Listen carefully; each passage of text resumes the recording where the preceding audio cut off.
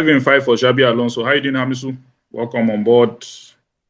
Perfect start for I'm Xabi doing fine. Alonso. 100%. Yeah, 100%. sure. So where are Okay. we starting from? Is it Eder Militao's goal, Mbappe's goal? You guys are just deceiving opponents. You pass, then your shooter will be outside. Then you shoot from outside. 2 goals came from outside the box today. But that Militao's one was, Yeah, hey, when that Militao's one entered, I was like, what? yeah. I think if you look at from the starting lineup Mm. and from what has been previously said about the team, Yeah. especially from the coach, you will see that uh, it's still not a fixed starting 11. Okay. We are going to and now that we have Bellingham and Camavinga back, so definitely we are going to see lots and lots of rotations in the starting 11, and because of that, we should be expecting more and more, uncertainties surrounding the starting 11, and of course, how the performances in each game is going to be. What's And wrong with your audio? What's wrong with your audio? It's fading out. okay, can you hear me now? I can hear you. So, like I said, we're going to see uncertainties in the starting 11, Okay. and then also in the and of course going to affect the level of play too. Like I'm trying to relate it to the should I say unpredictability, like how our players are not going to be predictable.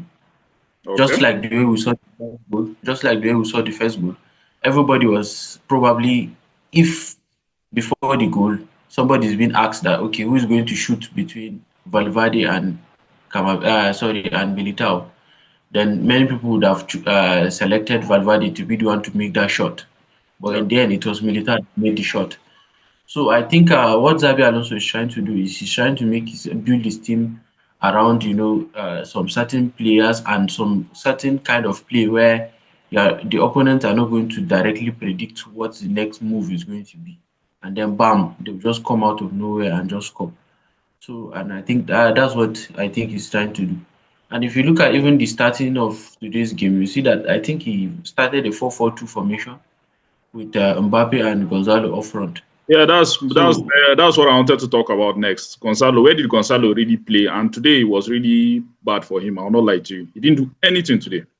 Let's be sincere. yeah, He didn't do it's anything. his first game in La Liga, so I didn't really For expect somebody that that much played from. for somebody that played very well during the preseason and the Club World Cup, I was expecting him to at least take advantage of the opportunity given to him today, but he didn't do anything. Yeah, exactly. If you look at how things are, like he hasn't really played much after the Club World Cup.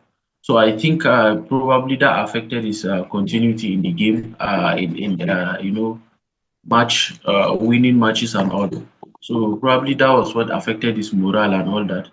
So, but not that notwithstanding, I think we're going to see more of him, especially now that we're having more and more games in the, Copa del Rey coming up in the Champions League. So definitely we are going to see him more. So I don't think that's a problem. There was something that Asensio did today, but I wanted to why is it that this guy likes going down easily? Likes sliding easily. That guy was away from the target, close to the corner flag. You are Yes, yeah, sliding. yeah. Why are you sliding? And I think there was another one that I was it that one. So there was another one that in fact, yes, even the commentators were talking about a possible red card or something like that. Yeah, I don't just Because understand the guy. I don't know whether he's under tension to prove his point to no, Alonso. see, psychologically, he's under pressure. He wants to prove himself because somebody who has been a starter to the ending of last season, even beginning of the Club World Cup, suddenly gets dropped on the bench and all that. He's only playing because some of our players are out, suspended or injured. So he's desperate. He just wants to prove himself, and I think that's what's pushing him to do all sort of things like that. Mbappe has finally cemented himself in this Real Madrid team. I think he has scored in every game this season. That guy. Yeah, I think Let us just prepare for another golden boot for Kylian Mbappe. yeah, exactly. I was watching one of the football analysts who was saying that they should just give the Ballon d'Or, they should just give the Pichichi to Winning now, he's Mbappe winning already. because he's scoring in every game. Now the guy can't stop scoring for now. He's scoring in every game. It was a good game for him generally, It was a good and game for Real Madrid generally. even Vinicius was kind of shaky, but towards the end, he gradually got into the game, and he even got himself an assist and all that. So I think gradually he will get his confidence back, and maybe if you can remember before the game, I think Xabi Alonso said that left wing is highly competitive. It belongs to the two players, Vinicius and Rodrigo. So he's still reiterating that we might not necessarily see Rodrigo again on that right side. So we are going to be seeing him from that left side. So it's either Vinicius or Rodrigo starting on that left side. And I think it's very good for them. If you look at, let me just say this quick before we go. If you look at the left wing position, we now have. I think I said this till last season. We have Vinicius and Rodrigo. If you look at the right wing, we have Mastantuono and Brahim Diaz. If you look at the middle now, we have the attacking midfield, especially now we have Bellingham and Adogule. Now that Bellingham is back, so Okay. and then if you look at the normal central midfield position, we are going to have Valverde and Camavinga. Then sorry, Valverde and Ceballos. We're going to DM. We're going to have Camavinga and Chouamini. So, like, if you look at it, I don't even need to talk about the remaining positions. So the team is trying to build a team that is going to be highly competitive. That whenever there's an injury or suspension or anything, anybody you call upon will be able to do something that is expected of him in the in the match. And that was what we're lacking for the past 2 or 3 seasons, I think. That competitiveness in the squad. And sorry, let me just say this again quickly. If you look at how Vinicius has been playing, he has been inconsistent in the past 2, 3 games.